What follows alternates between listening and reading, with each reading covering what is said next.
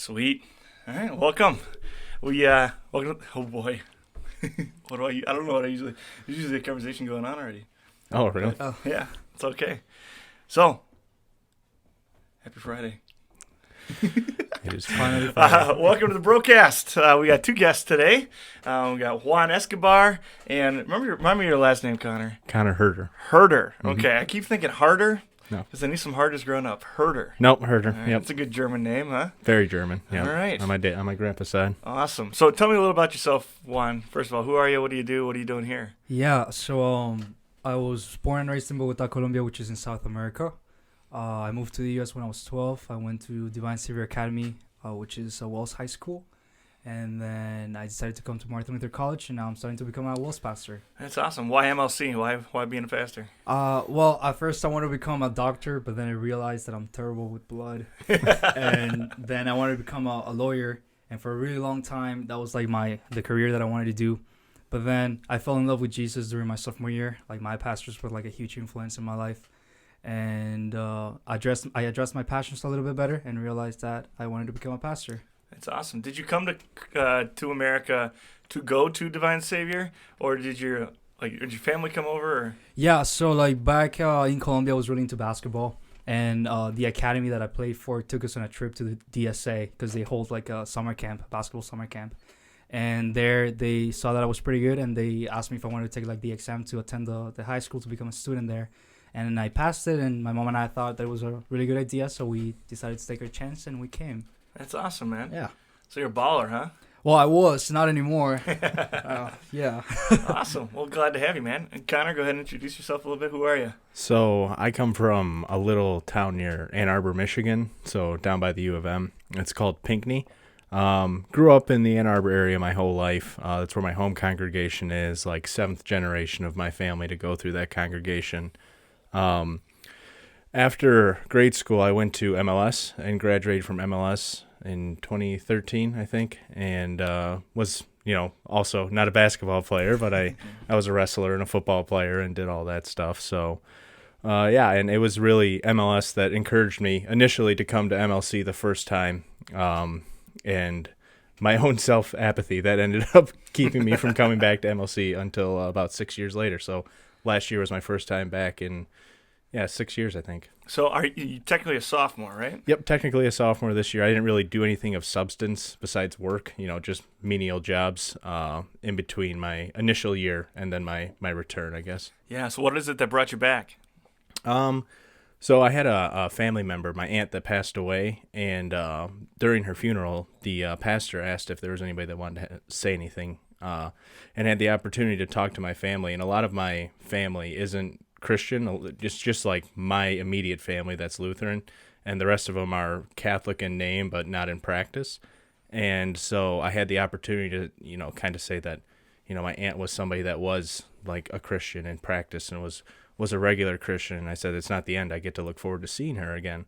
So when I did that, I got a lot of encouragement from family and friends, and decided to shoot an email to MLC, and after a week later of being accepted, I decided to tell my dad I was going back to college. So that was a shock for both of us. That's awesome. Yeah. Thank you.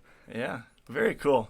Yeah, I very similar kind of my decision to come back. So I taught for 6 years in inner city Milwaukee, and then decided to come back, and it was one of those things where like I hadn't even thought about it. It wasn't even on my radar, and just like people from my family literally started not saying like, hey, have you ever thought about, it was like, so when are you going to go? Why aren't you doing this right now? So you're clearly going to go do this. When are you going to go do it? I'm going, I'm never doing that. Yeah, exactly. And I just planted the seed. The Lord knew who to poke me with, I guess. And then when COVID hit, everything had changed. So it was the right time and the right place. Awesome. But you are a man with a wonderful beard. Thank you. So yourself too. You are also the perfect guy for our sponsor. So our sponsor is the Brigadier General Beard Oils and Supplements. Do you remember Nate Hensler? I do. Yeah. I do. So he makes beard oils. No kidding. Yeah, it's a side hustle, guy, huh? and he's a great dude, and he makes awesome beard oil. So my personal favorite is Deep in the Woods. So I'll give you that one. Ooh. Which one am I getting? You can try anyone that you like. So that's my favorite. That is an excellent scent. I'm going to put in some Whiskey Barrel because that one's really good too. There's also Sandalwood and a couple others. He gave me like a pine one that he hasn't produced yet to sample out. It's really good. So just Ooh, put a it little does smell drop. really nice. Do you use that often? Oh Beard yeah, I oil? use beard oil and beard Yeah. balm both. I can. Ooh, that smells really good. You just smell that. Doesn't that Let me smell smell great? that, yeah. Yeah. Oh wow, yeah. That And that's my smells really second good. favorite one. It smells really Yeah. good. I use it twice a day. When I wake up in the morning, right before I go to bed, especially this time of year. Not so much in the summer, but especially this time of year. Nobody wants beard drift. So Yeah, no kidding. there's something sexy about a beard until you get up close and there's just white flakes all over your shirt. There's Right. nothing sexy about that at all. So Yeah, who'd have thought you Yeah. had to deal with dandruff in your beard? that's right. Exactly. So if you want to buy beard oils from Bigger Beard General, you can go to sites.google.com/Bigger General, or find him on Facebook. Nate Hensler's a friend of the show. We'll have him on again soon. He's also a Wells pastor. He's a great dude, a friend of mine. Go ahead and support him. It's good stuff. So our topic today is social media. You guys we were talking about this a little before the mic started rolling, but you guys are kind of on opposite ends of how you deal with social media, and I kind of sit in the middle between you. But social media obviously can be a huge blessing, and a huge opportunity, and even a great way to do ministry or even make money. Plenty of people who do things like that professionally. What a wonderful gift and opportunity, especially when COVID hit. Social media was like the number one way that the word was being spread. But it also can be incredibly dangerous, obviously, and we've all seen how the various ways that it can be dangerous. So first, why don't you just kind of explain how you do social media and why, if that makes sense. Go ahead. Oh, you want me to go first? Okay. So it's probably been about 2 years since I've been completely off of social media. Initially, like when I started coming back here, like social media was still in my life at the time, but I found that like a lot of the people that I had been friends with growing up and, throughout high school when social media was big for us, weren't really in contact with me. Their lives weren't a part of my life anymore. And it got to the point where I was kind of obsessing over this lack of friendship and this, I don't know, like the need to have the likes and that kind of stuff. And I started paying attention to a lot of like documentaries and articles and stuff like that and different podcasts that were talking about the negative side of social media. And I realized that it was just one extra thing I could take out of my life that would help me focus more on what I was doing and why I came back to school here. Yeah. And Juan, you kind of sit on the opposite end. You like to use it to encourage, right? Yeah, well, to start off, I use it to talk to my family mostly. Like, I'm from a different country and Sure. so we can't send letters back and forth that fast. It's easier with like text through Facebook or Instagram. So in that regard, it's a little different. But I do use it to encourage. I have an Instagram page called Fresh Faith, which I use to spread the word of God and just spread the gospel. Yeah. It's awesome. Why don't you tell us a little about it? What do you, like you say you use it to spread faith and spread the gospel. How do you do that? Yeah, well, it started off like I just like would make my own post. Like I would create like a little like picture and like a little Bible verse, and it was mostly for like myself to like encourage myself to just stay close to the Word of God and stuff. But then I shared it with my friends, and they thought it was a great idea, and well, a lot more people started following. And I just thought that maybe I could use this opportunity to influence like young people that are like really into social media now, to just like get closer to the Word of God and just read more about the Bible and about who God is. I do post, and then I'm planning also doing like little, not sermon videos, but like just like little videos that talk about verses and stuff like that. That's awesome. That's actually how this started. We were doing summer band, and we wanted a way to like keep the devotions up when the kids weren't with the band when they went home. So we started making, I think it was something Aslan, Project Aslan or something like that, because I really liked the idea of like how Aslan was just always showing up in the lives of the kids from Narnia. Yeah. So then, and it was just, like nobody watched them or anything, but it kind of sparked that desire in me to be able to share the gospel and find a platform to do that. I was listening to tons of podcasts, kind of like what you were talking about, and I was like, you know what? Why don't I just try it? And here we are. So you kind of talked about the pressures and craziness of social media, and frankly, it's wildly addicting. Yeah. So what is it about social media that can sometimes be dangerous for Christians? What do you think? I think like from my own personal experience, like I've had a lot of friends that have Instagram accounts, and like you and I grew up in the era where Facebook was really starting to kick off. And so like Facebook was the thing to have in high school, and that's how everybody communicated. And you would check relationship statuses or post pictures and stuff. I'll be honest, that. I still do that sometimes. I think in one day my relationship status went from in a relationship to single to complicated, like all over the place with it. And my uncle texted me, he was like, "What's going on in your life right now?" And so like that was big. And then all of a sudden Instagram came out, and that was the next big thing. And I see that trend as more and more applications and stuff like that come out. But the thing that really struck home for me was friends that I had that were involved with the church, very involved with the church, back in the like mid 2000 teens kind of era. Like Instagram, you had your initial Instagram, your parents saw it, your grandparents saw it and everything. And then you had your Finstagram, you had your fake Instagram. And that was where you posted all the stuff that you didn't want your family to see. And it was under some faux name or something like that. And I remember like thinking, these are people that are involved in the church, and they're trying to hide something. And I was too simple. I never posted that much stuff to begin with. I just more did it similar to what you were saying, Juan. I wanted to stay in contact with friends and family. And just to know that there was this whole kind of subcategory of social media that people were using to post the private parts of their lives that they didn't want their family to see. And that's kind of what started turning me off to the whole Instagram and social media in general. Yeah, I can understand that. And that's from those are the Christians behaving that way too, And for me, the biggest struggle is it's not the Christian stuff, and it's not my friends. No. It's especially on Instagram, it's that search bar, Yeah. You click on a search bar, and it's not necessarily that I'm looking even at anything sinful, although that certainly happens. Yeah. But like you just start scrolling, and first it's like, who's better, LeBron or Jordan? And you're like, this argument's stupid, and I know I'm right. So you click on that one, and you start scrolling, and all of a sudden it's 25 minutes later.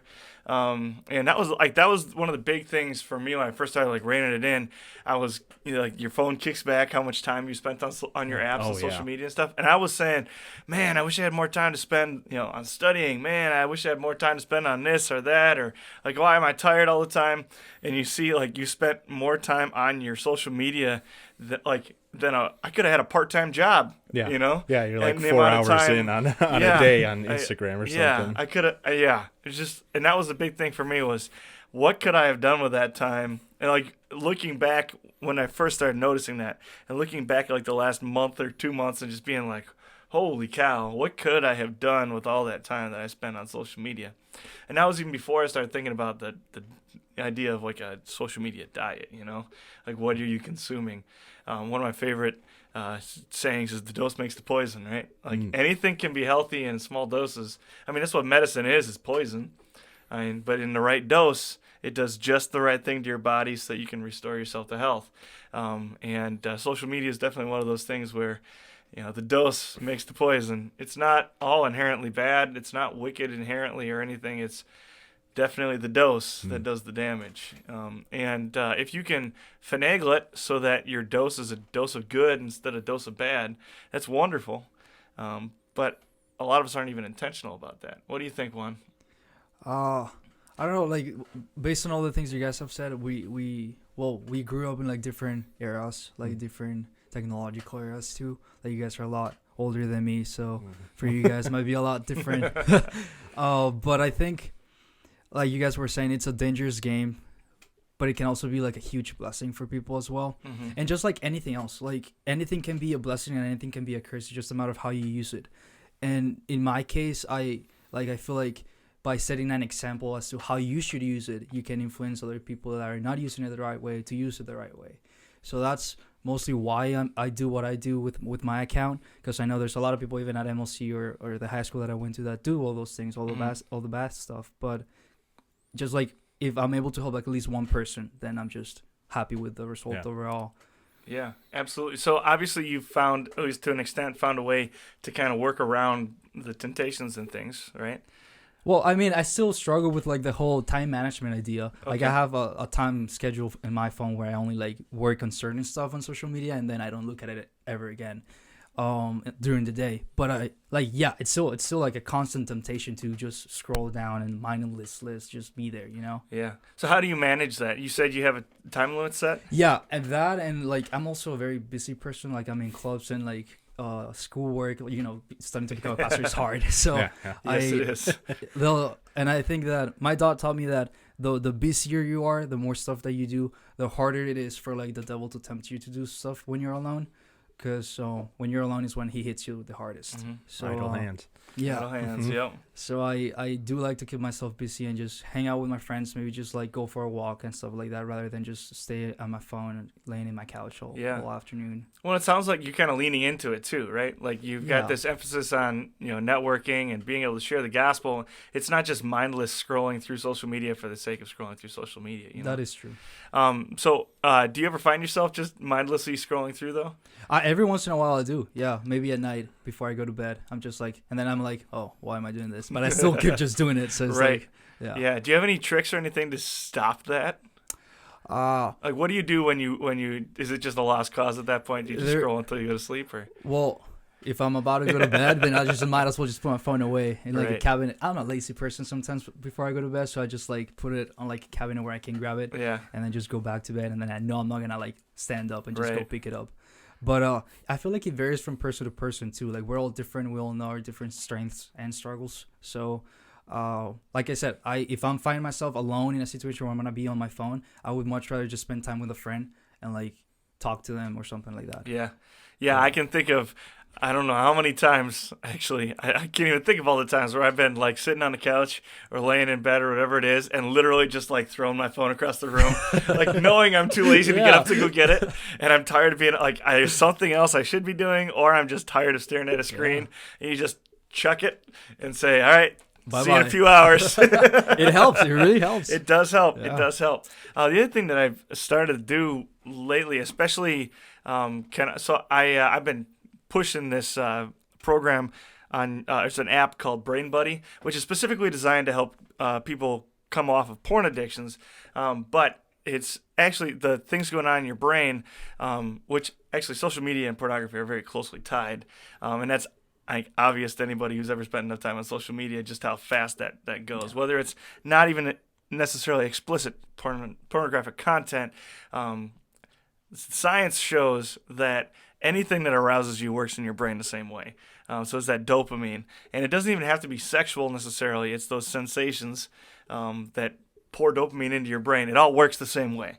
Your brain can't necessarily tell the difference. So you're really doing the same thing. That's why it's so addictive to be on. I mean, that's what Instagram is specifically and scientifically designed to cause the greatest and most often dopamine dumps into your brain as possible, so that you get this dopamine overload, and the only way to get more dopamine is to keep scrolling through your phone, which is genius from a marketing perspective. Yeah. Like if you're the one who owns the company, it's genius.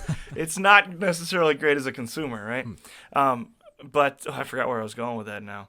But even if that's not the Brain Buddy, even if you're not necessarily struggling with, like explicit internet porn, an app like that, or some sort of management or accountability tool like that, can still be useful because it teaches you, literally teaches you to rewire your brain so that you're not using those like triggers to get the dopamine that you need. You're getting it from the outside world instead. But one of the big things that they push on the app is meditation. So like brain training and meditation of various kinds. So like affirmations and meditation, and even just like intentionally thinking about something or not thinking about something for like 2 minutes, and just like trying to fix your brain to do that so that you can concentrate, so that when those moments come and you're like, I really need to get off my phone, you have the strength to just turn off the phone and go do what you were supposed to be doing anyway. And I think that's an underutilized kind of science right now. We don't see social media widely. We don't see social media as something that's dangerous, I think. And so we don't treat it that way. And actually, I think the way you do treat it like it's dangerous, because I mean, anything that's inherently dangerous can also be inherently good. Yeah. And I like that a lot. You should kind of lean into it, I guess. Yeah, and like what you were saying too, you gotta realize that it takes time to like fix all those things. Like, it's not going Oh, to yeah. happen just one day. Yep. It takes, like, I think around 22 days to create a habit or something like that. Yeah. So it's just a matter of time. Yeah, and 90 work. days to make it permanent. Yeah, there you go. Yep. So Yeah. Hmm. Yeah. What do you think? What would it take for you to get back on social media? Or would that ever happen? So I've thought about that a lot, especially like moving forward in the ministry, because I do see the value in ministry for sure. The idea of, as a pastor, having an account, or even working behind like a church account or something like that, is appealing and has a lot of benefit. I mean, clearly it's a massive part of society today to be involved in social media, and if you can use that platform to spread God's word, then that's a very beneficial thing to be doing. Anything that's going to spread God's word and get it into more people's hands is 100% worth doing. The question is whether or not, like, personally, I'm doing it for that sake, or I'm just doing it to trigger that dopamine release. And so, like, yeah, there are things that I definitely miss about social media. I mean, my brother has 5 kids now or something like that, and I don't get to see all those pictures posted all the time or anything like that. But it's a simple text message away to say, hey, I want to see my nieces and nephew. But I guess it would really come down to a lot more self-control. And I know you said, like, you had that timer app on your phone that says, like, you have it just automatically turns the app off. Which I have something similar on my phone too, but it's so easy to sit there and be like, It's only just 4 digits away. just delete that app and just keep going. And so yeah, I guess it's a matter of like personal dedication and personal discipline. And I guess I'm also curious, like, what social media is going to look like soon, because you and I, Facebook, Instagram, and the generation that's in high school and stuff right now, it's just TikTok. yeah. Like, those are all the things that are massive for people right now. And like, truthfully, like, when TikTok initially came out during COVID, when we were Which all was sent home. Incredible timing. Yeah, yeah. When we Think were all about sent that home. timing, yeah. Yeah, it was like over that Easter break. I downloaded it and sat down in the morning at like 9 o'clock, and 6 hours later, I'm like, I'm still scrolling on this thing. Like, I can't stop looking at this. So it's becoming more and more addictive and harder to put down, and that's what really scares me. Yeah, well, and that's the thing about TikTok is you're not even like telling it. You open that thing and it goes. Yeah. You're not like scrolling through and It's not a picking what 20-minute you- YouTube video Right, or anything exactly. like that. It's 30 seconds and you're on to the next like thing. at least Instagram, you have to move your finger, right? Yeah. TikTok is just going. Yep. You Make it know? a lot easier for you. Yeah, Just stay there. yeah, almost like Vine was. And, Oh, and yeah. obviously Vine died fast. Yeah. Lived a short, fast life and died. But it was the same thing, You get on and it's just a hit after a hit after a hit after a hit. Yeah. Yeah. But like we said, that can also be utilized to do some absolutely incredible work, and you have a captive audience then. One of my favorite things one of my buddies, who's a pastor up in Calgary now, was talking about how he, like you said, he hadn't ever done Instagram, but now that he's a pastor, especially a pastor in a foreign country, he's saying, like, I need to have some sort of social media so I can connect to the people around me, right?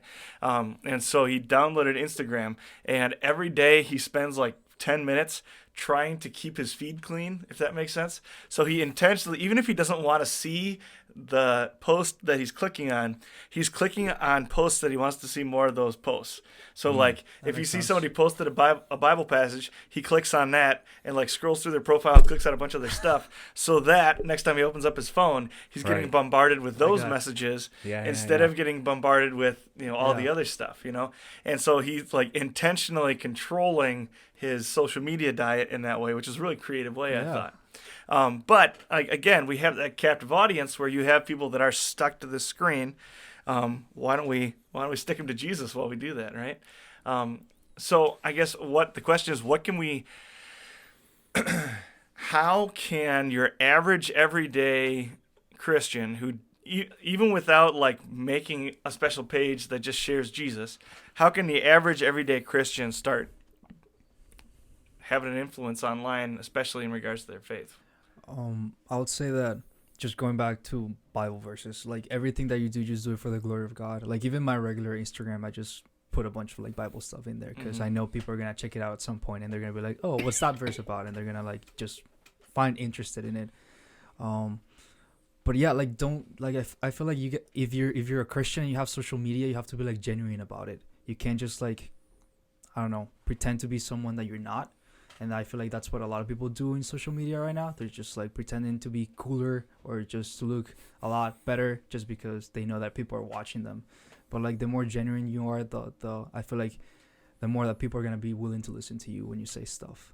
So you're saying I should post those shirtless pics so everybody Oh knows yeah, what I really look definitely. like. What do I really look like? That We might want to actually- see those pictures That might that get me people to want to know. re-download it. Combing my chest hair with a yeah. with a Bible verse right here that says John 3:16. That's right. Yeah, just shave them in. Every week is a different verse. And then people will know. You said that's I going to like be on that. your Instagram, so So make sure you follow me on Instagram.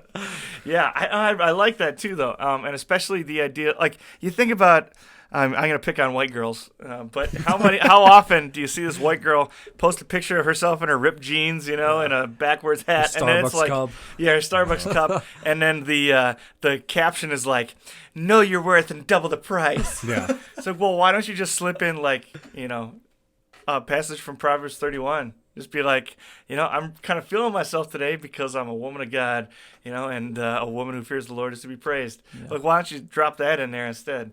Or, like you talking about the golden hour pictures, and they're always Yeah. like, oh, God created golden hour just for pictures. Well, why don't you talk about the beauty of creation instead? Nobody's going to think you're, well, if they do think you're preachy, it's their fault. Right. Who cares? Yeah. In eternity, nobody's going to care. If they do care, it's going to be a good thing, yeah, why not just drop that in there instead of whatever else? Like you said, if we really are doing everything for the glory of God, what a wonderful opportunity to remind myself of that and reflect on, so I'm posting this. Why am I posting this? Why do I want people to see it? And what am I trying to reflect here? And doing it intentionally, not as like a check to not post things, but as a nice little like introspection of like, hey, what's Jesus talking to me about today?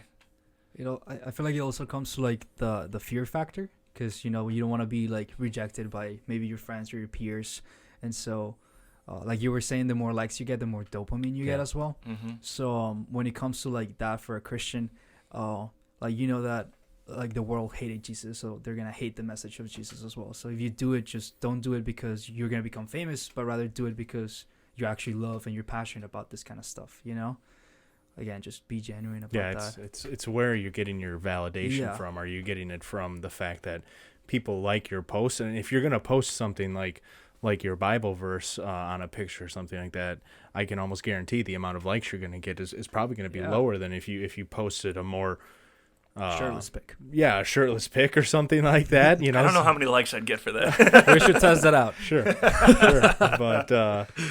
But yeah, I think you're going to see a less responsive audience to that kind of stuff, and that's going to cause you to go away from that because you want to have that extra 50 likes or something like that. See, I'm going to push back against that. Are we Really? going to get less love, especially in our circles where we're surrounded by people who love Jesus? Are we? I mean, there is the danger, right, of being considered preachy or something, right? But I don't know. Is it? Maybe I'm wrong. Maybe I just. But Well, I guess there's no real way to tell. I mean, unless you sat Yeah, I down and actually suppose. did an actual test of it on Instagram or something like that. But within our circle, sure, maybe. But if you have people outside of your normal circle, which hopefully, if you want to spread suppose. the gospel and you want people outside of the Christian circle to see that you are a Christian and that here's what I'm trying to say about my faith, are those people going to be as responsive? Are they going to say, here's a picture of him having a good time looking shirtless on the beach in Milwaukee? This is a great picture. I like that. But here's a picture of him standing in front of the church talking about Jesus. Are they going to like both pictures the same way? I don't know. yeah. Now I'll follow that with. I've also done my research with that too. I've noticed that every time like I post something like maybe on my personal account, maybe something about my friend just like doing something dumb or something that I think is funny, I get like around 500, 600 views. And then when I post something about Jesus, it's like, 100, maybe 200 Really? views max. So the fact that people kind of do reject that idea, it happens. It is. And I feel like it's beautiful and comforting to me because the Bible says that that's exactly what's going to happen. So like if it's gonna happen, then you know that it's true. So it kind of validates the Bible in that way. Interesting. Yeah. Interesting. So how much do you care how many views you get? I don't really care, but ever since I started my Fresh Faith account, I kind of like starting to notice like what things people like and what things they didn't like. Mm-hmm. But I started not caring about that kind of stuff anymore because the only person I have to impress is God. Right. And Jesus. And like I've lost a lot of like people that don't talk to me anymore because of that, but that doesn't mean I'm gonna stop preaching the message of the gospel or anything. Yeah. I know that I'm doing the right thing and I know I'm passionate about it. So yeah, like it's just a matter of being genuine about the things that you do. And you were saying about the danger of doing it in our group, like in our group of friends where everyone's like Christian and they believe in God. There's also the danger of like people thinking that you are like that you're thinking too highly of yourself, maybe kind of like a Pharisee type behavior, you know. And I've noticed that too, like when I walk down the hallway, people are like, oh okay, but it happens. I mean, there's stuff like that happens, but then you just gotta realize that social media is just a tool. It's not really who you are, or it's not really like the message in and of itself. It's just like a tool that you use to spread the word. And the way that you actually like teach everybody else is by the things that you do, and how you act. So yeah. It's interesting that you say that. And as soon as you said that, I was thinking about an interaction I had once. There's a young lady who was listening to the podcast and reached out to me because she had been listening to the podcast and basically said, like, hey, I love what you're about. Can I buy you a cup of coffee? And from there, we went on a couple of dates, right? And after a couple of dates, she straight up said to me, like, I like podcast Charlie way more than I like real life Charlie, and then accused me of being a hypryptic. Really? And my response was basically like, yeah, you're gosh darn right. You know, this is what the whole point of the podcast and the whole point of the ministry, doing this online ministry, is so that people behave more closely to what the Father has mandated for us, but then also so that I might grow, so that I'm painting a picture of what I ought to be, and I'm going to fall drastically short of it all the time. But you can bet it's better than the man I would have been if I had never taken the journey, right? Yeah. And man, did that hurt. And I was so upset. Yeah. And she probably wasn't wrong.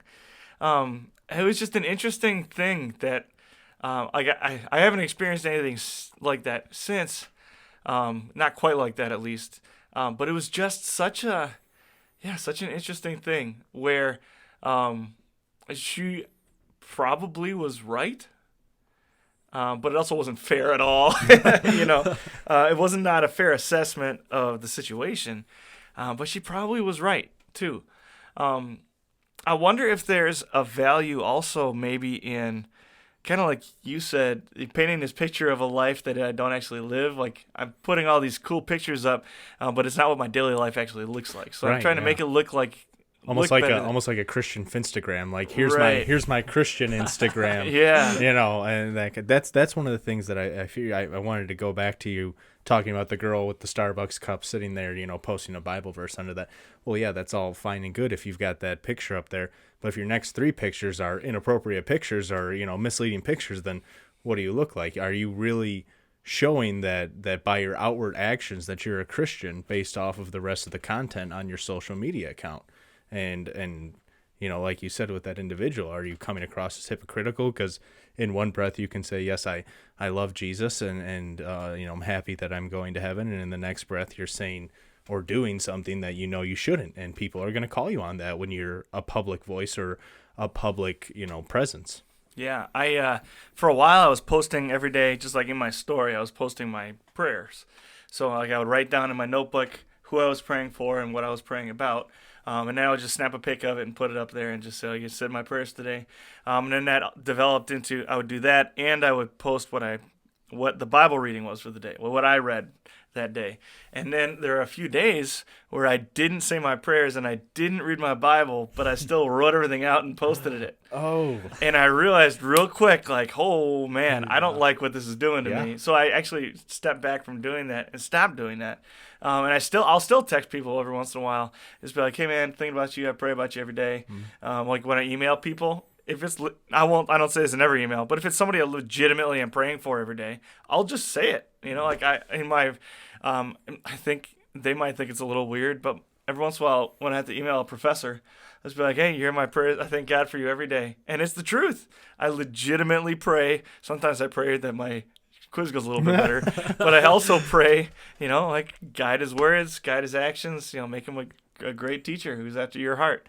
And just like putting that out there, making it clear. I think, like I said, social media can be great for that, but it wasn't good for my pride either to do that. I don't know. What do you think? Yeah, you have to be careful with like how you deal with social media. Like you were saying, you tend to like sometimes look better than what you actually are, and you also got to realize that you're sinful, so you're gonna like just fail a lot of times. You're not gonna like fulfill everything correctly. So I fail a lot of times. Sometimes I plan on like posting every single day for my account, but I fail a lot of times at that too. But again, it's just a matter of realizing that you're sinful. You're not gonna make it perfect. You're not perfect. You're not supposed to be perfect. So, yeah. What if you were gonna jump back onto social media tomorrow? What do you think your platform would be? Well, I guess right now, if I were to want to do anything, I would want to make an Instagram account that showed like the nitty gritty of pastor training. So that way kids that are considering being a minister can see the less glamorous, the stuff that the, what are they called? The people that show kids around at school. The admissions counselors. The ones that they don't show them. Like it's 3 a.m. and I'm sitting here looking at the same Greek sentence, or that kind of stuff, so that they can sit on the Quizlet app going, I still don't know this. How do I not know this? Should have wrote these out by hand. But because I think that's important. It's very important for people to realize that pursuing the ministry is a serious business, and like it's a daily struggle. It's a daily grind. You're constantly second guessing yourself. You're constantly saying like, I don't have his gift. What the I don't heck have. am I doing here? I don't have his I gift. relate to that, You look at the professors and you say, I'm not a Frederick. I'm not as smart as Frederick. I can tell you, because he just pulled something out of that Latin verse that I didn't even translate the right way. So I guess I would want to show kids that it's okay to struggle, and it's okay to want to pursue the ministry, but realize that it comes with a great toll and a great task on top of it. Yeah. How do you think you would do that? That's an interesting question. I mean, like maybe just to kind of show like a story of me sitting there, like doing a Greek assignment or something like that, and like here's 2 hours later and I'm still only halfway done with this thing, and here's me studying. Here's me studying for the quiz that I know is coming tomorrow. Here's me up at 6 a.m. reviewing for that quiz tomorrow, and here's my 77 on that quiz the next day. Like a very real, like it's okay to not do well every single time. Some people have that gift. Some people have that ability to be doing well academically, but the ministry takes all kinds, and it's better to be real with people and for them to realize that it does take all kinds of people to serve. Yeah, no, I definitely agree too. When I was thinking about becoming a pastor, I also thought it was really hard, like the languages part.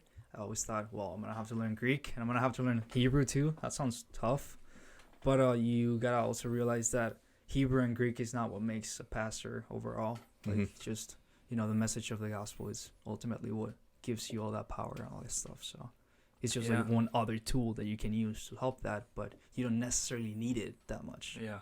Sure. Yeah. Who do you like to follow on social media? What's your major social media is Instagram, right? Yeah. For the most part. Pretty Who much. do you like to follow? Well, I follow my friends.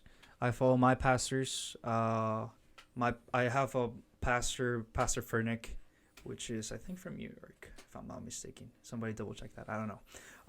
But sports, basketball, football. yeah, that's pretty much it. So To keep it simple. when you kind of arrive at a new follow, right, where you're following somebody, Yeah. how do you determine whether you're gonna follow somebody or not? Well, first of all, if I get like a follow request on my personal account, I usually I'm hesitant if I don't know the person. I don't like following people that I don't know. I feel like that's a little bit weird. Mm-hmm. And then people I've never talked to is like, well, why are you adding me if you never talked before? But if I know that they probably go to the college and they've seen me, or if we like Yeah. shared a couple of words, then I'll probably follow them back. If they're from MLC, then I know they're pretty good like Christians overall, you know. But besides that, I don't ever get like any other requests like that. And if I follow somebody, it's mostly just whether I want to be friends with them or stuff like that. But I know them Yeah. already personally. Okay, so you don't really beforehand. follow anybody that's just kind of out there. No, not really. Okay. Yeah, I know. I just feel like that's weird in general. Yeah. But I do have like a bunch of friends like going back to that whole idea of like why social media is important to me. Like I have friends that are from Spain, India, and then France and like Colombia. So like my way of communicating with them is like through social media, because otherwise I won't be able to like talk to them at all. And I think keeping those relationships alive is a really good thing for ministry too, because I get to learn from them, their culture, their language, everything that they do, and that kind of influences me as well. Yeah. Do you do most of your social media stuff in English or in Spanish? Right now I'm doing it most in English, just because the people that I'm surrounded with speak English the most, and most of the people that I went to high school with also speak English. They speak both English and Spanish, but if they speak English and people here speak English, then I just might as well just do English. Yeah, it hits both audiences. Yeah. Okay. This is a little off topic, but so you said you have a Spanish emphasis. Yeah.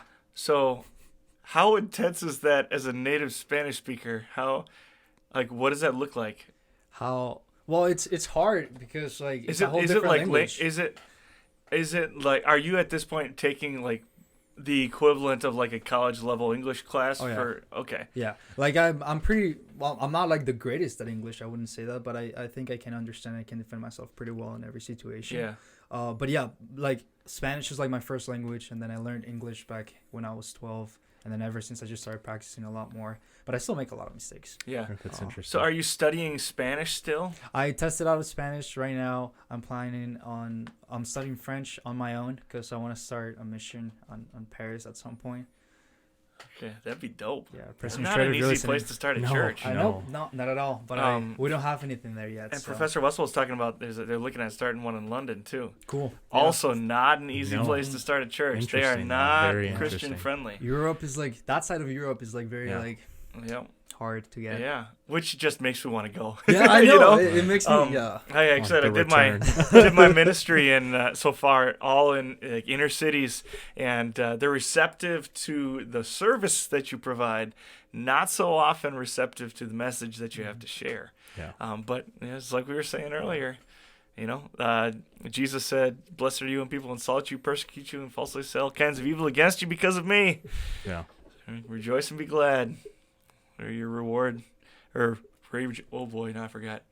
Because great is your reward in heaven, for in the same way the persecuted the prophets who were before you." And I think that's another thing with like social media is the message that we as confessional Lutherans have to spread is not a popular message for a lot of people. And so like there are very popular Christian influencers on Instagram and that kind of stuff that you can follow, whose messages can be described as kind of like Sunday golf messages where here's a feel-good story. But our message is one that is very biblically accurate and offensive, for lack of a better word, is flat out offensive to the modern world. Yeah, it's offensive to like contemporary American Christianity. Yeah, is so very evangelical. Yeah, so very I don't even know the word. Yeah. Evangelical to the max. Where you have this idea of being good means good things happen to you. Yeah. You know, or you know the opposite of like it doesn't even matter. You know, just like be you know whatever and call yourself a Christian. Yeah, you're good. exactly. Jesus is love all the time, no matter what. And for people like that, our message is incredibly offensive. Yeah, because our message is actively telling them they stand condemned. You're a sinner. You know, like we're all sinners, but you're actively living in sin without, you know, expressing that you know that. And Yeah. How long are we going to be able to spread a message like that on a public platform? If it becomes so offensive to the point that people start reporting you for your message, you're going to get, blocked, or you're going to get taken off the platform. And so it's a fine line you have to walk between, I'm spreading the message, but I'm trying to stay within these guidelines so I can still spread the message, and yet, like, I don't feel true to the message that I'm supposed to be spreading. Yeah. That brings us kind of to a new point here, is this idea of interactions on social media. Especially we haven't really talked about Twitter. I don't have a Twitter. I had a Twitter for like 2 days, and then I'm sure, actually, I probably still do have a Twitter. I just don't go on it ever. And delete it, yeah. Yep. I never deleted it because I don't even know how to log in. But I suppose it's probably pretty simple. Anyway, Twitter, I think, is the worst. YouTube comments can get pretty brutal too, or just darn right nasty. I think I've deleted more comments than I have in total, and I only have like 50 subscribers. So interactions on social media can be brutal and awful. I guess first off, why is that? Why is it so easy to be awful to each other on social media? Go ahead. Why don't you? I was gonna say it's a lot easier when you don't see them face to face. Yeah, that's where I was gonna go with it. I saw it in your you're eyes. protected. When you don't have them right in front of you, you can just say whatever you want. It's like speaking behind somebody's back. There's no consequences. Yeah, there's no no accountability. consequences. The only bad thing that happens is like you said, you delete the comment and that's it, but nothing else happens. Yeah. I feel like that's why people do it. There's no common courtesy. The common courtesy of a conversation with a person is, I want to make, and you can tell by looking at the person, like, what I'm saying is not agreeing with you because your face is telling me it's not agreeing with you right now. Right. And you don't have to worry about that when you're behind a screen.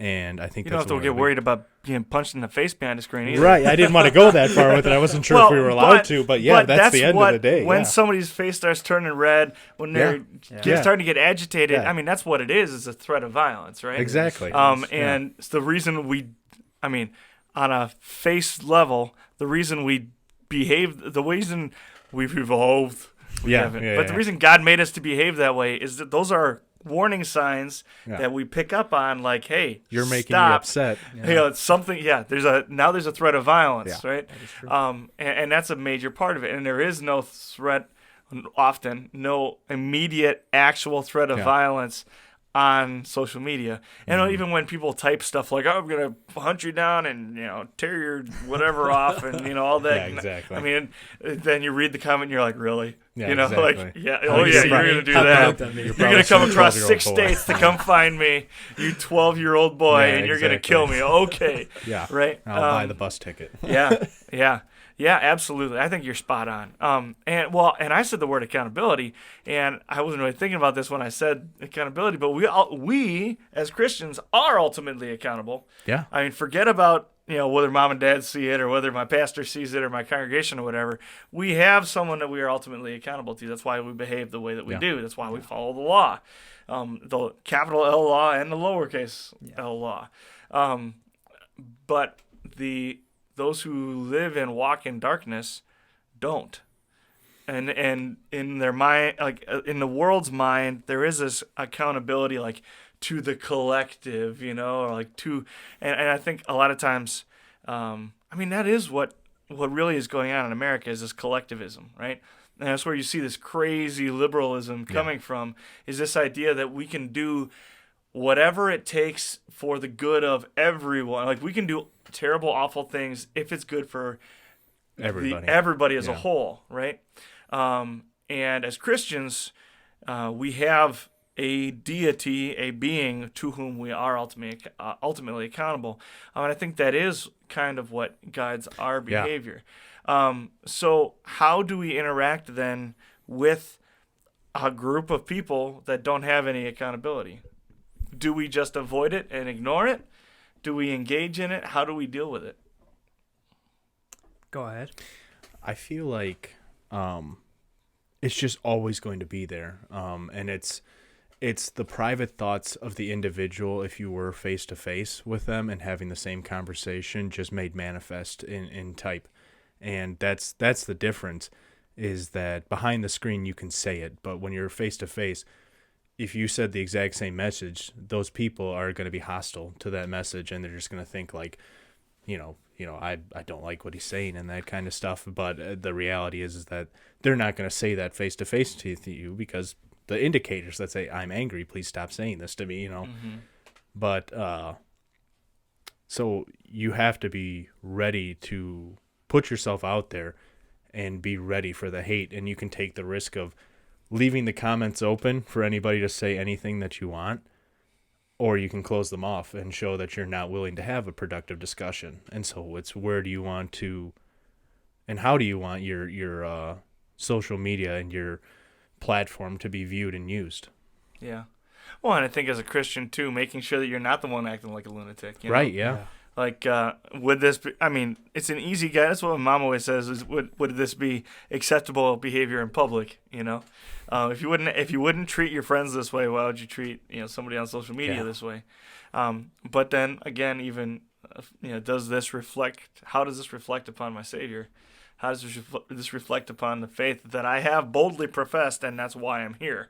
Yeah, and it's frustrating when people in the comments like attack your faith, even if you're not like the one that posts anything, but to see people attack the Christian faith in general, and your immediate response is like, I have a loaded shotgun of Bible verses I'm about to throw at you right now. Yeah, exactly.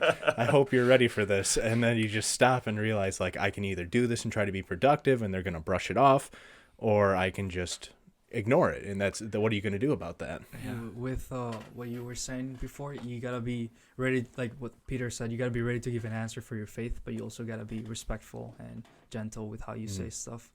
And also, like, understand that your job is not to convert people. Like, that's not what God made you to do. Like, your job is simply just to spread the gospel, to tell them about the message, and the Holy Spirit is the one who's just gonna change their hearts or not.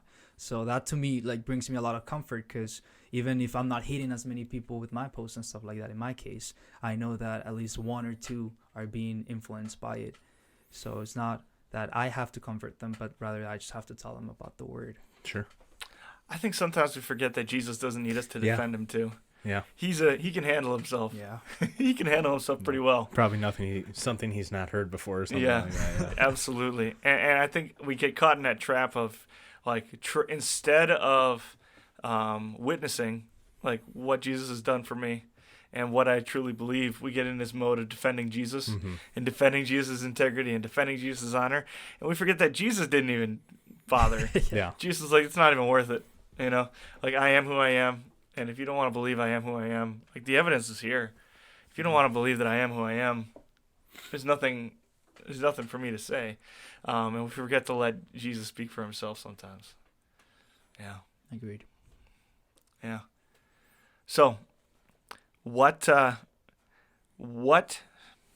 if you had, like, a young person, little brother or sister or somebody, or niece or nephew or somebody who was getting onto social media right now, what would your guidelines be for them? Or what would your encouragement be as they kind of launch into the world of social media? That's an interesting one, because I do have my brother and sister are both significantly older than me by like 10 and 12 years. And so they both have kids that are like, my sister's got kids that are approaching high school or in high school. And my brother, the same. He's got like a newborn all the way up to kids in high school. So, and since I've been off social media, I haven't tried to find them or anything like that. And I have no idea what they're out there doing. And I imagine they are doing something on social media if all their friends are. And it's a discussion that I probably should have had with them a long time ago, and probably will end up having now after thinking about it. But just to remind them that, like, this is permanent. Like, even if you delete the post, somebody out there might have it saved, or there's a way to find it, no doubt about that. It can affect your long-term career interests. And then to be an example that that your family raised you to be different than what this world wants you to be, and to show that, even if you're not blatantly Christian, if that's the right way to say that, blatantly Christian in your stuff, but to show that you're not a part of this normalization of these horrible things happening in the world, and that you do have still some moral fiber to you. Yeah. I really like that. What you said about being careful with the things that you post. Mhm. One of my old high school teachers said it this way. He said, if you're gonna do something stupid, first of all, don't do it. But if you end up doing it, don't post it. Exactly. Yeah. Because, like you said, it's permanent there. Yeah. It's really good advice. What about like conduct or even like what you follow and what you view? What would your advice be? The people that you think are worth following probably aren't.